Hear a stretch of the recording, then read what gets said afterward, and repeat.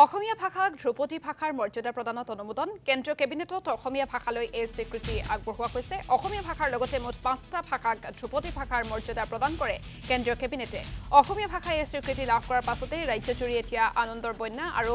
এই স্বীকৃতি লাভ কৰাৰ পাছতে অসম সাহিত্য সভাৰ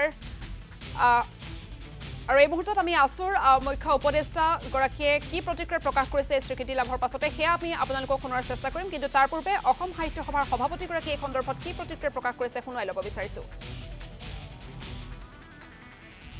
অসম সাহিত্য সভাই আজি কেইবছৰমান আগৰ পৰাই এই ক্ষেত্ৰত প্ৰয়াস কৰি আছিলে কেন্দ্ৰীয় চৰকাৰৰ লগত যোগাযোগ কৰি আছিলে অসমীয়া ভাষাক ধ্ৰুপদী ভাষা হিচাপে স্বীকৃতি প্ৰদান কৰিব লাগে আৰু আজি সেই প্ৰত্যাশিত দিনটো আহি পৰিল অসম চৰকাৰে প্ৰধানকৈ অসমৰ মাননীয় মুখ্যমন্ত্ৰী হিমন্ত বিশ্ব শৰ্মা ডাঙৰীয়াই এটা প্ৰচেষ্টা ল'লে আৰু আজি ভাৰত চৰকাৰৰ কেন্দ্ৰীয় কেবিনেটে এই সিদ্ধান্ত ঘোষণা কৰিলে যে ভাৰতবৰ্ষৰ অন্যান্য কেইটামান ভাষাৰ লগতে অসমীয়া ভাষাকো ধ্ৰুপদী ভাষা হিচাপে স্বীকৃতি দিলে মই আশা কৰিছোঁ যে এই স্বীকৃতিয়ে অসমীয়া ভাষাক কেৱল ভাৰতবৰ্ষৰ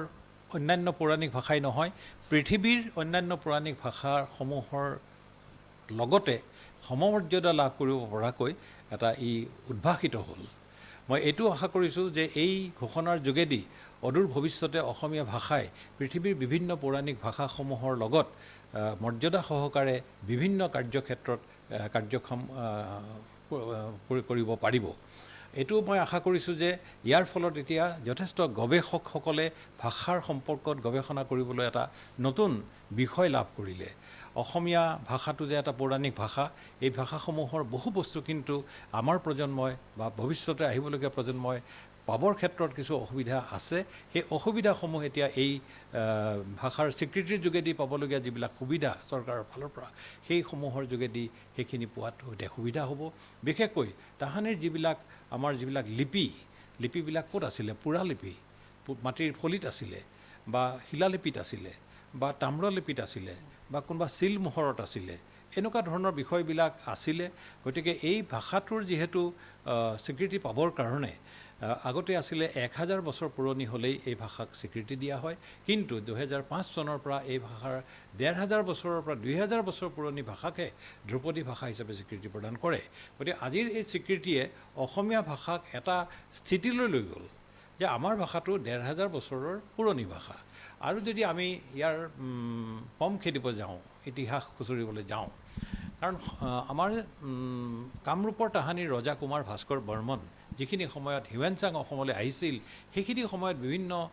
চিল মোহৰ ইত্যাদি আছে কিন্তু 350 খ্ৰীষ্টাব্দৰ পৰাই যেতিয়া এই বৰ্মন বংশৰ আৰম্ভ হৈছিল তেতিয়াৰ পৰাই আচলতে অসমীয়া ভাষা বা তাতকৈ আগৰ পৰা অসমীয়া ভাষা যে প্ৰচলিত হৈ আছিল এই বিষয়বিলাক বিভিন্ন পুথি পাজিত লিখা আছে আৰু আমাৰ অসম প্ৰাগজ্যোতিষপুৰ সম্পৰ্কত যিহেতু মানে কেন্দ্ৰীয় চৰকাৰৰ কেবিনেটে অসমীয়া ভাষাক ধ্ৰুপদী ভাষাৰ মৰ্যাদা দিয়াৰ যিটো সিদ্ধান্ত ল'লে তাক আমি আদৰণি জনাইছোঁ এই সিদ্ধান্তৰ বাবে আমি কেন্দ্ৰীয় কেবিনেটক আমি ধন্যবাদ জ্ঞাপন কৰিছোঁ কিন্তু এই ক্ষণতে আমি কিছু কথা ৰোমন্থন কৰাৰ প্ৰয়োজন কাৰণ অসমীয়া ভাষাটোৰ যি পৰিক্ৰমা এই পৰিক্ৰমাত 37টা বছৰ আই দিয়া ভাষাটো আমাৰ মুখৰ পৰা আঁতৰাই দিয়া হৈছিল 37টা বছৰ আমাৰ কোৰ্ট কাছাৰী ক'তো আমাৰ অসমীয়া ভাষাটো প্ৰচলিত হোৱা নাছিল আই দিয়া ভাষাটো আমাৰ মুখৰ পৰা কাঢ়ি লৈ যোৱা হৈছিল এটা জাতিৰ 37 বছৰ ভাষা নাথাকিব তেনে এটা পৰিস্থিতি আমি সন্মুখীন হৈছিলোঁ আৰু সেই সময়ত ভাষাৰ ওজা হেমচন্দ্ৰ বৰুৱা আনন্দৰাম ঢেকীয়াল ফুকন জ্ঞানোভিৰাম বৰুৱা তেখেতসকলৰ বলিষ্ঠ প্ৰচেষ্টাৰ নেতৃত্বত আমাৰ ভাষাটো তেতিয়া সংকটৰ পৰা ৰক্ষা পালে গতিকে ভাষাৰ ওজা হেমচন্দ্ৰ বৰুৱাকে ধৰি সেই সময়ৰ কাণ্ডাৰীসকলে আমাৰ ভাষা ৰক্ষা কৰিলে তাৰপিছত জোনাকী যুগ আহিল জোনাকী যুগৰ ৰসৰাজ লক্ষ্মীনাথ বেজবৰুৱা চন্দ্ৰকুমাৰ আগৰৱালা হেমচন্দ্ৰ গোস্বামী তেখেতসকলে নেতৃত্ব ল'লে পৰিক্ৰমা আগবাঢ়িল 60 চনত আমাৰ ভাষা সংকট আহিল আকৌ ভাষা আন্দোলন হ'ল আমাৰ মাজৰ পৰা এচাম শ্বহীদ হ'ল 72 চনত মাধ্যম আন্দোলন হ'ল আৰু মাধ্যম আন্দোলনটো আমাৰ মাজৰ পৰা 5 গৰাকী শ্বহীদ হ'ল এটা দীঘলীয়া পৰিক্ৰমা আৰু এই দীঘলীয়া পৰিক্ৰমাৰ পাছত আজি আমি এই ধ্ৰুপদী ভাষাৰ মৰ্যাদা আমি লাভ কৰিবলৈ সক্ষম হৈছোঁ কিন্তু ইয়াতো আমাৰ যথেষ্ট বিভিন্নজনৰ আমাৰ অৰিহণা আছে এতিয়া অসম সাহিত্য সভাই নিৰন্তৰভাৱে তেখেতসকলে পদক্ষেপ লৈ আছে আৰু সেই সময়ত অসম সাহিত্য সভাৰ সভাপতি কুলধৰ শইকীয়া ডাঙৰীয়াই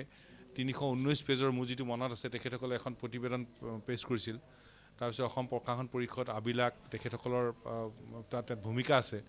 আমাৰ পণ্ডিত আমাৰ মাজত নাই বিশ্বেশ্বৰ হাজৰিকা ছাৰৰ যি গৱেষণা সাধনা তাৰ কথাকো আমি আজি উল্লেখ কৰিব লাগিব গতিকে সকলোজনৰ আমাৰ ভাষাৰ কাণ্ডাৰীসকলৰ বৰঙণি আছে আৰু আজি এই এপাহতে